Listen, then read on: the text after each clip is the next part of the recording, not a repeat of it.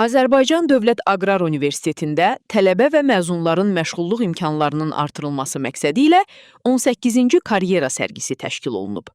Tədbirdə dövlət qurumlarının nümayəndələri, millət vəkilləri, özəl sektor təmsilçiləri, işə götürən şirkətlər, universitet rəhbərliyi, tələbə və məzunlar iştirak ediblər. Əvvəlcə şəhidlərin əziz xatirəsi bir dəqiqəlik sükutla yad olunub, daha sonra dövlət himni səsləndirilib. Tədbirdə çıxış edən Azərbaycan Dövlət Aqrar Universitetinin rektoru Zəfər Qurbanov karyera sərgilərinin universitetlə əmək bazarı arasında mühüm körpü rolunu oynadığını bildirib.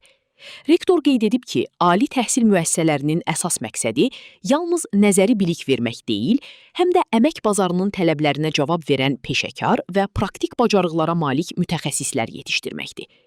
Çıxış edən digər qonaqlar, Türkiyənin Gəncədəki baş konsulu Recep Öztob, Milli Məclisin deputatı Müşfiq Cəfərov, Kənd Təsərrüfatı Nazirliyinin Elm, Təhsil və İnsan Resursları şöbəsinin müdiri Fərid Nəcəfov, Azərbaycan Quş Əti, Yumurta İstehsalçıları və İxracatçıları Assosiasiyası İctimai Birliyinin rəhbəri Mürvət Həsənli və Dövlət Məşğulluq Agentliyinin İdarə Heyəti sədrinin müavini Ramal Quluzadə gənclərin məşğulluğunun artırılması, universitet işə götürən əməkdaşlığının genişləndirilməsi və aqrar sahədə ixtisaslı kadrlara olan tələbatdan danışıblar.